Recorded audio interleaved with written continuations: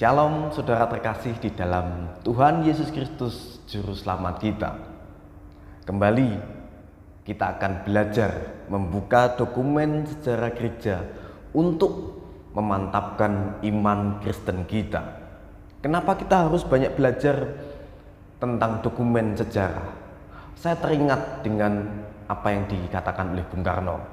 Jas merah, jangan sekali-kali melupakan sejarah. Karena apa? Kita adalah produk dari sejarah. Kitalah yang akan menentukan sejarah masa depan. Bagaimana mungkin kita akan menentukan sejarah masa depan kalau kita sendiri amnesia dengan sejarah di masa lalu?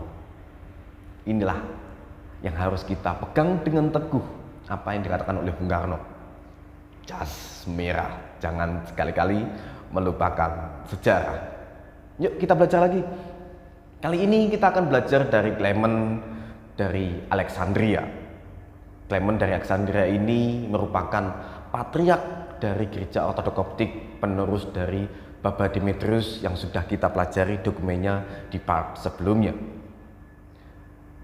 Clement dari Alexandria berkaitan dengan perayaan Natal menyatakan dengan sangat tegas, dengan sangat baik bahwa Natal 25 Desember kelahiran firman Allah yang menjadi manusia melalui perawan suci Maria itu juga dirayakan oleh para bidat. Wow, para bidat pun di Alexandria juga merayakan Natal.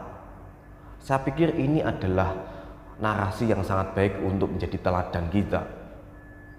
Yang mana kalau kita sudah mencapai pemahaman yang benar tentang apa yang kita imani, kita juga akan memiliki rasa toleransi, kita juga akan memiliki empati, kita juga akan menjunjung tinggi kebersamaan di dalam perbedaan.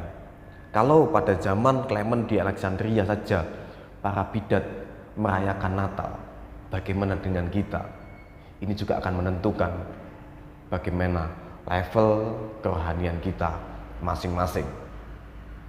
Yang kedua, kita akan belajar dari Epifanius di Salamis.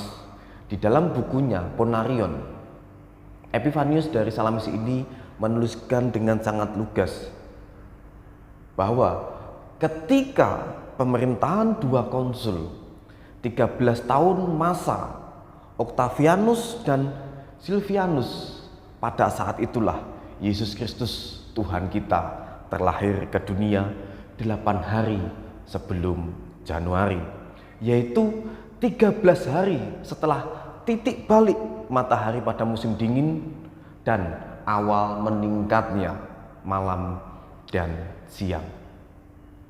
Sekali lagi, jangan bingung. Yesus itu lahir pada masa Kaisar Agustus, Raja Herodes, atau masa Octavianus dan Silvianus. Ada berapa Yesus? Sebentar. Kosek katanya orang Jawa. Ojo kesusu, belajar dulu dengan rendah hati supaya kita tahu konteksnya, sehingga kita tidak mengambil kesimpulan yang sembrono. Kita tidak mengajarkan sesuatu yang salah. Karena apa? Apa yang kita beritakan, apa yang kita ajarkan, kelak akan kita pertanggungjawabkan.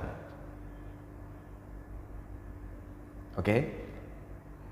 Yang ketiga, sebelum kita menutup bagian ini tentang dokumen-dokumen sejarah gereja, kembali yuk ngopi biar melek.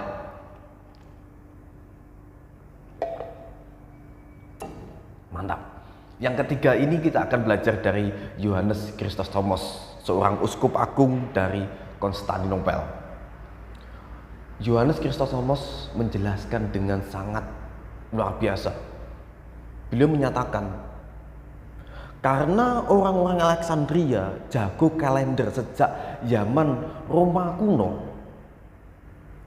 mereka akan dengan sangat mudah menjelaskan bagaimana cara menghitung atau mengetahui kelahiran kemanusiaan Yesus Kristus melalui perawan suci Maria. Karena apa? Karena mereka banyak membaca dokumen-dokumen non-Kristen yang tentunya ini berkaitan dengan sejarah Israel kuno. Salah satunya dokumen itu adalah Megillot Ta'anit. Di dalam Megillot Ta'anit dituliskan dengan sangat jelas bahwa setiap orang Yahudi harus berpuasa pada tanggal 9 bulan Av.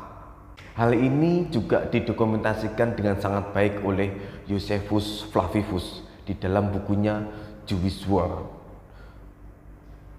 Josephus Flavius dengan sangat teliti mendokumentasikan bahwa bait Allah untuk pertama kalinya dihancurkan pada petang hari, yaitu tanggal 9 bulan Av, setelah Sabat tahun ke-7. Kita harus tahu tanggal 9 bulan Av, apabila kita konversikan ke dalam sistem penanggalan kita, itu akan jatuh pada tanggal 5 Agustus.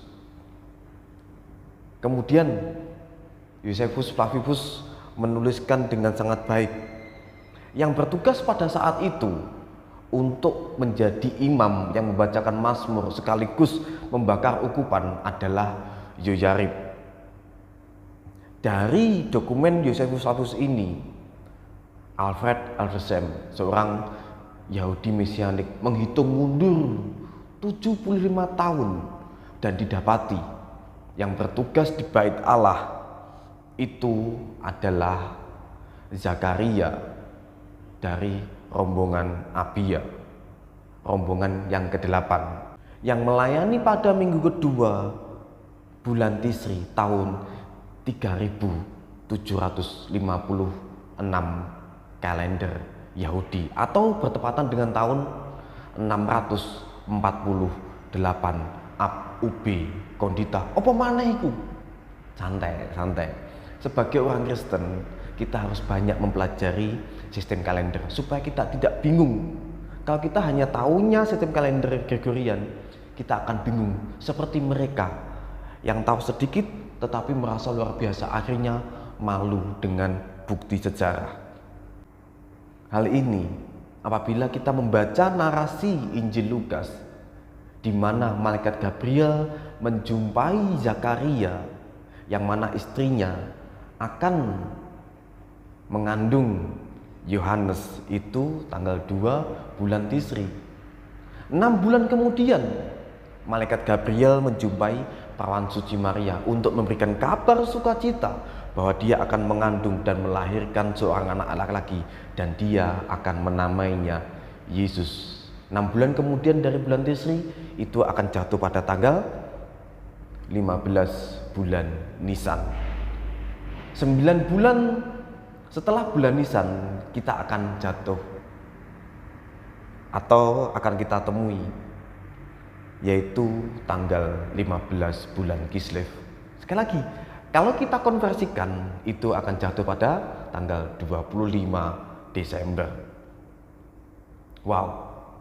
Inilah fakta dokumen sejarah gereja yang harus kita pelajari, kita mengerti, kita imani, dan kita beritakan sebagaimana Natal adalah berita sukacita. Mari kita beritakan sejarah Natal ini dengan penuh sukacita, supaya dengan rendah hati mereka terberkati dan kita dengan bangga menghidupi apa yang dikatakan oleh Bung Karno, jas merah.